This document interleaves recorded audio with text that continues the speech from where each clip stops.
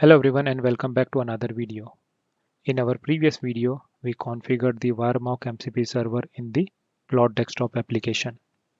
Today, I am going to show you how to use wipe coding to generate the stubs for our APIs. Here is the first prompt I am going to use. In this prompt, I am asking the model to create a stub for the GET request and I want the stub to return status code as 200 OK.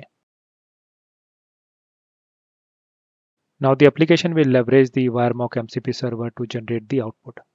Since it relies on one of the tools exposed by the wiremock MCP server, the app prompts for the permission before proceeding.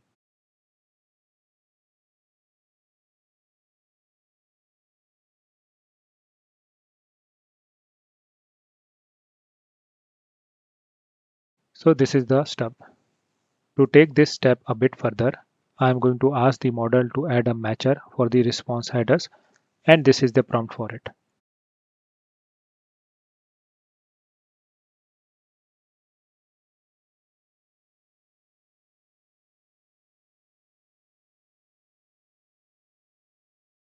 When I do that, the application needs to invoke another tool from the MCP server to update the stub definition accordingly. And that's why you will see a permission prompt again.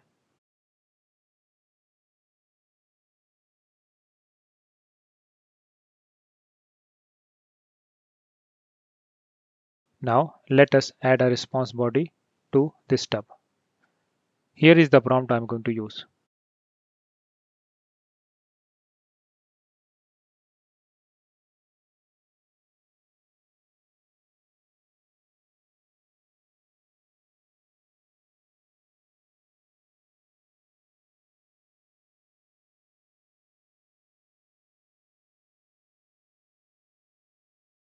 And this is the stub. Let us introduce fault simulation in this stub by adding a uniform delay that randomly ranges from 5 seconds to 20 seconds. Here is the prompt I'm going to use to apply that uniform delay in wiremock.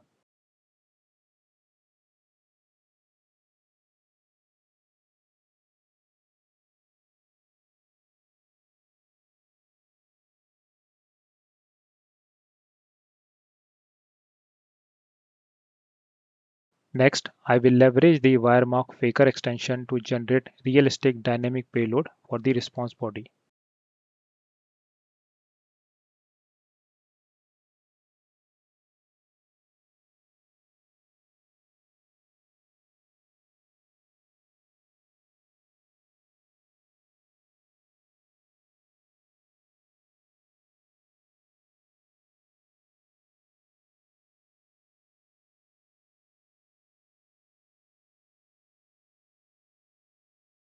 So this is the stub. As you can see, with the help of wipe coding and the wiremock MCP server, it is incredibly easy to generate an API stub without writing a single line of code. That's all for this video and thanks for watching.